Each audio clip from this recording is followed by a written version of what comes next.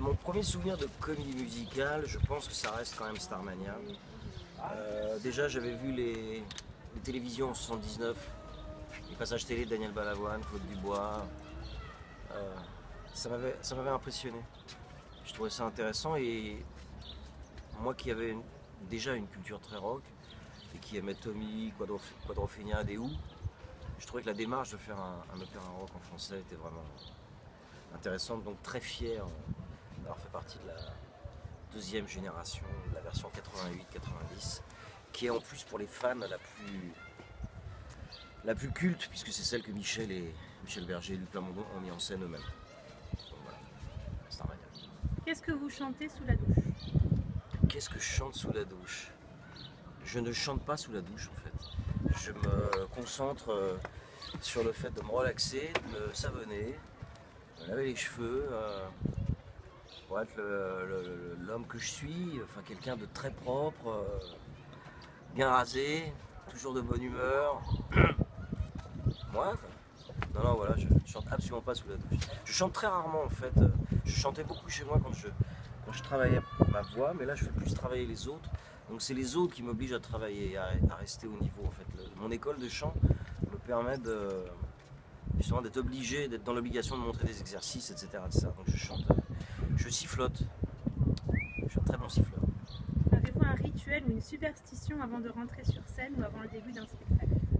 Alors les rituels et les superstitions avant de monter sur scène seraient trop nombreux et ce serait totalement déplacé d'en parler et assez ridicule tant il y en a. C'est-à-dire que je- j'ai un nombre incalculable de tocs. Je suis un cas d'école du toc. J'aurais pu jouer dans la pièce de théâtre de Laurent Baffy. Euh, Non, j'ai des tocs terribles. Enfin, il y a des choses que je fais pas avant de monter sur scène. Par contre, je m'en fous des trucs imposés. C'est-à-dire que c'est des tocs que je me suis imposé moi-même. Les figures imposées ici, il faut pas mettre de verre sur scène. Faut pas se dire merde, j'en ai rien à foutre. Les codes du monde du spectacle qui existent depuis des années ne m'intéressent pas du tout.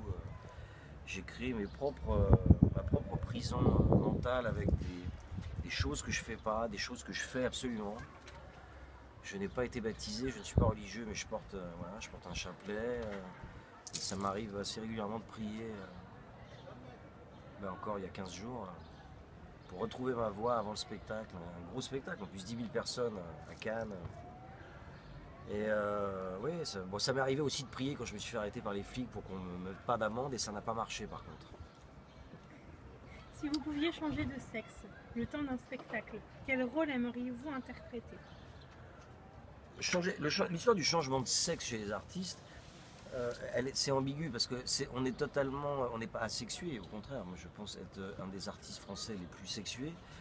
Mais j'ai joué tellement de personnages justement gays, homosexuels, et je suis toujours, alors qu'il est semble-t-il, une égérie du circuit gay, étant moi-même en réalité hétéro, et en même temps avec une ambiguïté naturelle, voilà, parce que j'ai vécu plein de choses dans ma vie.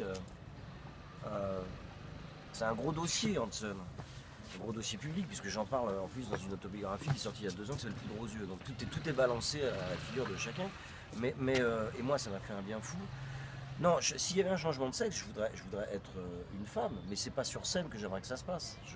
J'ai joué tellement de personnages ambigus et en public qu'en public ça m'intéresse pas du tout. En public, je livre ce que je sais faire. Mais par contre, oui, si je pouvais me réincarner, j'aimerais bien être une femme. Je préférerais être une femme qu'une mouche, par exemple, à choisir. Mais une belle nana, quoi, tu vois. Et je pense que je serais une sacrée chanteuse. Non, non, non. Non, non, je serais comme je suis moi. Je serais une bonne coup. Quelle équipe idéale avec laquelle vous rêveriez de travailler? L'équipe idéale, je pense que je l'ai autour de moi. L'équipe idéale, c'est tant dans ma vie personnelle que dans ma vie professionnelle. J'ai eu de la chance, il ne m'a manqué cruellement qu'une seule chose tout au long de ma vie, c'est un vrai manager, c'est un vrai producteur de spectacle. Euh, c'est un grand malheur. Qu'un mec qui soit qui ne vit comme moi que pour la scène, n'est pas de production de spectacle et n'est pas de tourneur, est ce qu'on appelle c'est un suicide.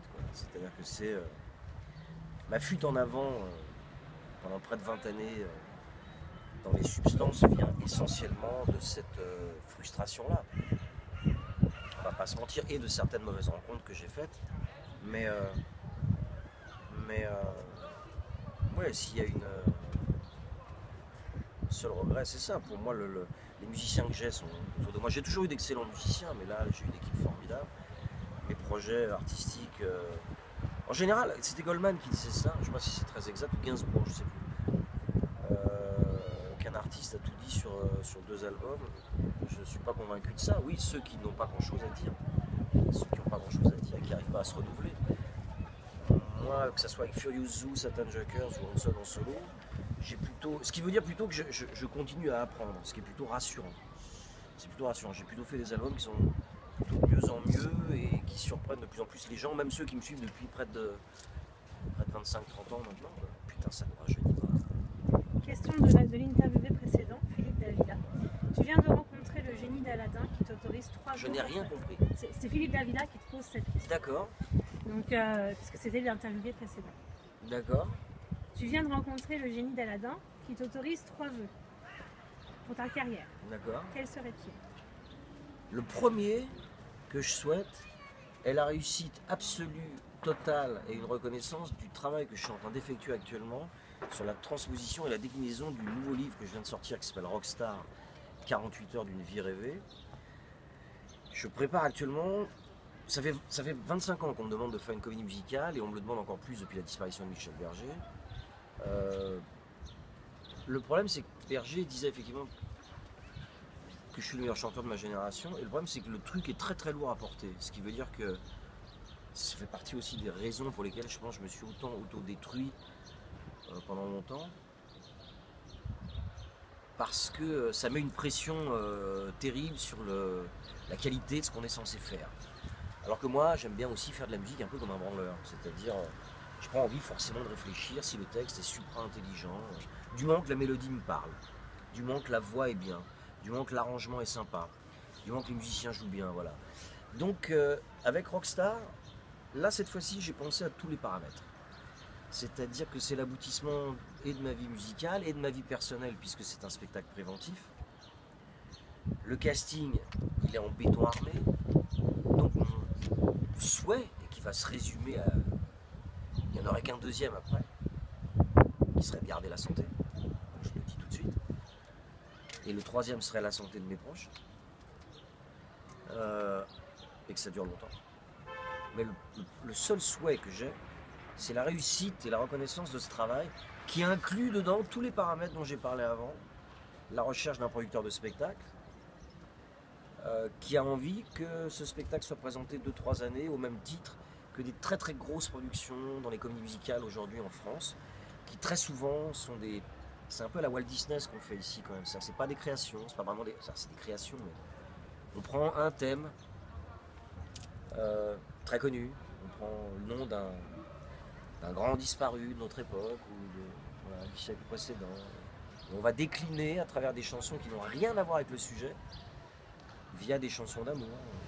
On prend un super-héros et mais je t'aimerais quand même. Et ça raconte pas du tout la vie de je ne citerai personne, mais c'est des espèces de petits tubes, donc on les entend à la radio, etc., etc. Alors on va voir le spectacle parce qu'on se dit ben là je vais connaître la vie de, je ne citerai de personne, et quand même on se fait quand même enfler du prix d'un billet pour la culture générale.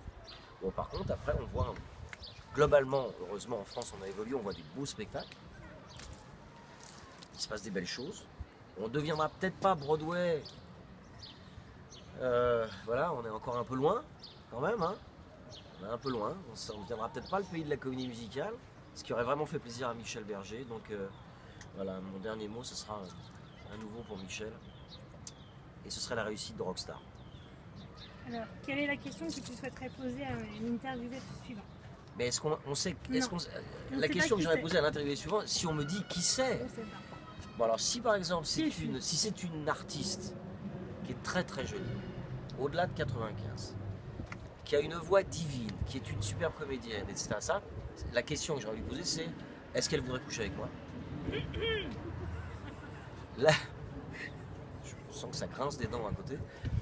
Là, et si c'est un garçon, si par exemple il chante très très bien, qui joue divinement la comédie, qui est très très beau, ça n'est pas la même question. C'est, est-ce que par exemple, si j'ai un casse-couille dans le casting que j'ai choisi dans l'équipe de Rockstar, on est en train d'enregistrer l'album actuellement, le double album qui devrait se décliner donc en spectacle musical, est-ce qu'il a envie de rejoindre l'équipe? Si par exemple je me mettais à virer Pablo Villafranca, Laurent Ban, Thierry Gondet, Alex Rider, qui sont quand même des tueurs, hein, et que je compte absolument pas virer, bien entendu. Mais bah voilà, ce serait ça la question, c'est est-ce que ça intéresse, est-ce que justement un sujet original intéresse un artiste, un chanteur aujourd'hui? J'ai l'impression que oui, parce qu'on a reçu quand même 850 réponses.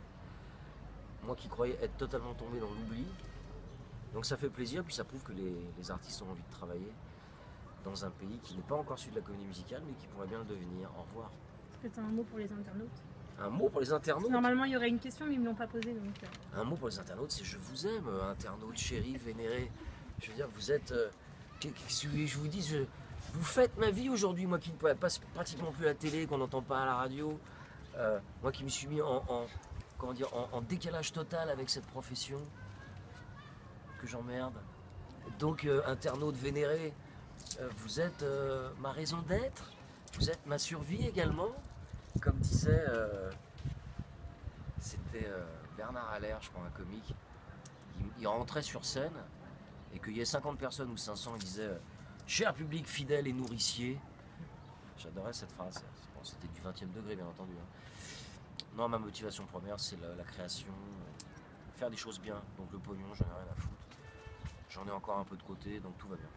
Donc, internautes vénérés, continuez de me suivre sur Facebook, Twitter, hanson.com. Au revoir.